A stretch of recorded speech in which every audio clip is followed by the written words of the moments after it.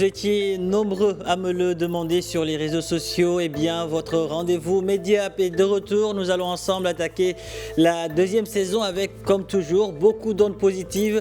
Disons que d'ondes positives pour les startups qui font rayonner l'Afrique dans plusieurs domaines. Et oui, l'Afrique est un continent d'opportunités et sa jeunesse bien plus qu'un trésor. Bonjour à tous et soyez les bienvenus dans ce tout premier numéro de Mediap saison 2.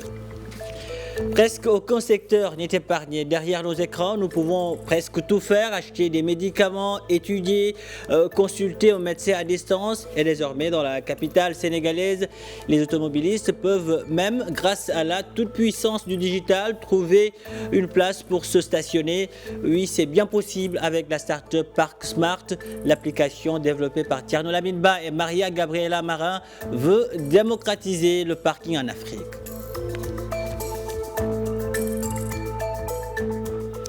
Et Tierno Laminba, le cofondateur de Park Smart, est en direct de Dakar avec nous. Bonjour Lamine et merci d'avoir accepté notre invitation. Bonjour Pape, c'est moi qui vous remercie. Tout le plaisir est pour moi. Alors, Park Smart digitalise le stationnement au cœur de la capitale sénégalaise Dakar. Comment vous est venue l'idée de lancer cette start-up ? Bien, ça a commencé avec ma collègue et CEO de Park Smart, Maria Marin. Un jour, elle promenait ses deux enfants à la crèche et elle a failli se faire renverser par un véhicule qui essayait de se garer. C'est ainsi donc qu'elle a réalisé que le problème de parking était tellement sévère qu'elle était obligée de marcher sur la voie pendant que les voitures sont sur les trottoirs. Donc, elle a créé un parking d'abord, et puis par la suite, moi étant beaucoup plus technique, je l'ai accompagnée sur l'aspect technique pour créer une application qui est partageable avec d'autres parkers. Donc tout est parti d'une histoire personnelle. Donc c'est à partir de là que vous avez décidé de lancer l'application Park Smart. Dites-nous techniquement parlant comment fonctionne justement cette application. Écoute Pape, ce qu'on a essayé de faire, c'était de créer une application qui était le plus simple possible, étant donné que les utilisateurs de l'application sont d'un côté les parkers qui ne sont pas forcément des adeptes de la technologie en ligne, et de l'autre côté, les conducteurs qui sont toujours pressés, qui veulent que le problème soit résolu le plus vite possible, donc qui n'ont pas le temps de passer trop de temps sur leur téléphone.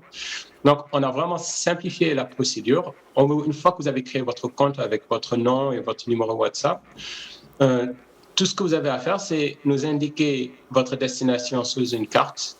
Et à partir de ce moment, on vous montre les endroits où vous pouvez vous garer, ou alors vous avez la possibilité de demander une assistance parking. Et donc, à ce moment, à ce niveau, nous vous connectons avec ce que nous appelons les street parkers, soit les gares de rue. En d'autres termes, maintenant, les automobilistes à Dakar peuvent, avant de quitter leur domicile, avoir trouvé ou bien réservé un endroit pour se parquer. C'est ça? Exactement, Pape. Et je pense qu'à ce niveau, c'est une innovation parce que même dans les grandes villes occidentales, ça ne se fait pas où on a l'information avant d'arriver à destination. On sait si on a une place, on sait combien ça coûte. On peut communiquer avec le parqueur si on a certains détails que l'on veut partager, tels que je veux que ma voiture soit lavée ou d'autres services supplémentaires. Et je pense que c'est un modèle que l'on peut utiliser partout dans le monde, là où il y a peu de place et il y a beaucoup de trafic. Et qu'en est-il de votre modèle économique ? Donc, notre modèle économique, c'est un frais de transaction. Par exemple, quand le parqueur vous charge 1 euro pour une place, que ce soit un pourboire ou alors un frais de parking, nous, on surcharge 20 centimes au conducteur. Et en retour, le conducteur a toute cette prise en charge, tout ce suivi et cette information en temps réel dont il ou elle peut profiter pendant qu'elle est en train de résoudre son problème de parking. De manière plus effective, ça permet au conducteur d'éviter de faire le tour d'un quartier pour trouver une place. Tout ce travail est fait en amont. Et qu'est-ce qui explique aujourd'hui disons, le choix porté sur Dakar pour démarrer un tel projet? Dakar a plusieurs particularités. Déjà, il y a eu une explosion démographique. Si on revient dans les années 80, c'était une ville avec une population de maximum 500 000 habitants.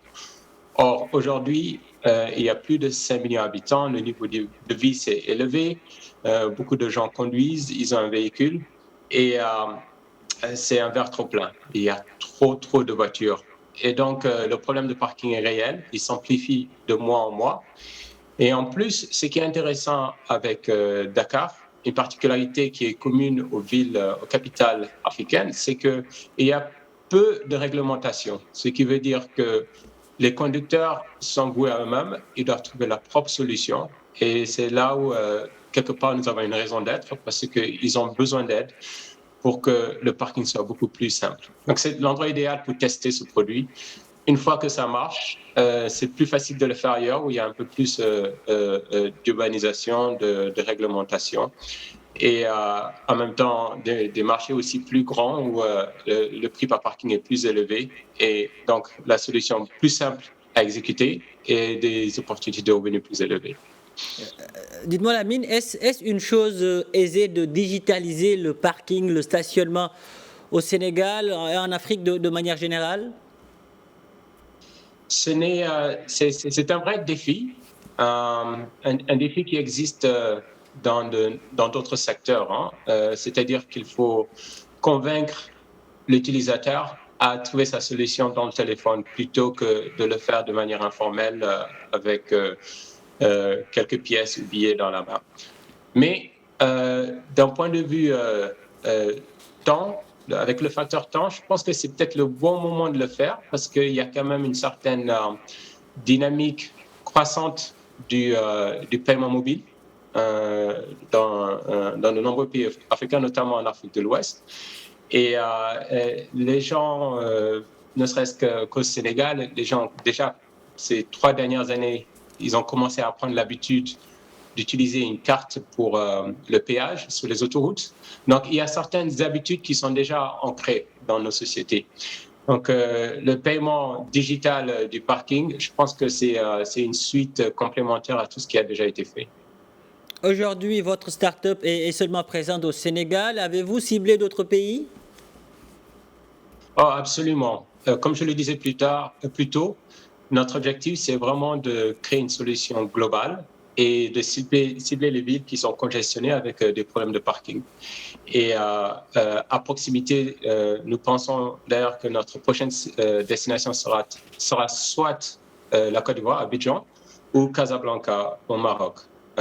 Abidjan, parce que c'est un modèle qui est très similaire à celui de Dakar. Ils ont des problématiques qui sont très similaires. À Casablanca, parce qu'il existe un très fort mouvement de la part des institutions publiques et du secteur privé pour résoudre le problème du parking, pour essayer de soulager les populations. Donc, je pense que le timing est bon. Et en plus, c'est une bonne occasion d'aller dans une très belle ville telle que Casablanca. Ben, vous serez toujours les bienvenus au Maroc. Dites-nous quel regard vous portez aujourd'hui sur la place et l'avenir du digital dans le secteur du stationnement sur le continent. Je pense que l'Afrique, de manière générale, a la même opportunité qu'elle a eu il y a 20 ans dans la téléphonie mobile, ou alors ces 10 dernières années dans le paiement par téléphone. Nous avons vraiment l'opportunité de devenir les pionniers, de faire partie des premiers pionniers plutôt que d'être parmi les derniers consommateurs. Il y a tout à faire. Notre solution est applicable à New York, à Londres, à Beijing. D'ailleurs, on a eu l'opportunité de présenter notre solution lors d'une compétition pitch pour une conférence à Dubaï. Et la réaction du panel a tout de suite été « Ah oui, ça pourrait nous être très utile à Dubaï, ça. » Et donc, du coup, la semaine prochaine, dans 2 semaines, du 9 au 12 octobre, nous sommes invités à être des speakers à la plus grande conférence sur le Smart City, sur la mobilité dans le monde à Dubaï. Et donc, si nos auditeurs y seront, qu'ils viennent nous rencontrer, ça nous fera plaisir. Lamine, vous étiez au Canada et par la suite vous êtes venu vous installer au Sénégal. Comment trouvez-vous de manière générale l'écosystème des startups en Afrique? Donc, je pense qu'il y a une petite révolution, on va dire, qui ne fait pas le bruit qu'elle mérite ces 5 dernières années. On revient 5 années plus tôt. Le principe même d'une start-up était assez étranger. Je pense que l'innovation se réalisait par soit des projets étatiques ou par des ONG. Et aujourd'hui, on se rend compte que la méthode de lever des capitaux privés et d'inviter des entrepreneurs de toutes les couches sociales qui ont juste de bonnes idées, mais qui sont prêts à travailler dur, et de les encourager, et peut-être une manière plus efficace de créer de l'emploi, de développer le pays, et surtout de créer des solutions adaptées à ceux qui la consommeront, soit les populations locales. Et donc, ce message est passé. Je pense que ça a été remarqué sur la scène mondiale. Il y a eu une effervescence de capitaux en Afrique. Il y a eu des solutions qui se sont démarquées, Flutter, Wave au Sénégal. Enfin, la liste est de plus en plus longue. Les défis, par contre, on les connaît assez tous, c'est que les produits sont les mêmes que sur les autres continents, mais le soutien a tendance à être minoré, peut-être parce que c'est encore une industrie nouvelle pour les investisseurs. Ça va dans le bon sens, la tendance est bonne, mais il reste encore beaucoup à faire. La tendance est bonne, mais il reste encore beaucoup à faire. Thierno Lamine Ba, merci d'avoir répondu à nos questions. L'Afrique est fière de vous, le Sénégal aussi. Merci. Et nous sommes fiers de l'Afrique. Et merci beaucoup. Au revoir. Au revoir. Voilà qui referme ce numéro de Média. Merci de l'avoir suivi. Où que vous soyez, prenez soin de vous et allez jusqu'au bout de vos rêves. N'abandonnez jamais.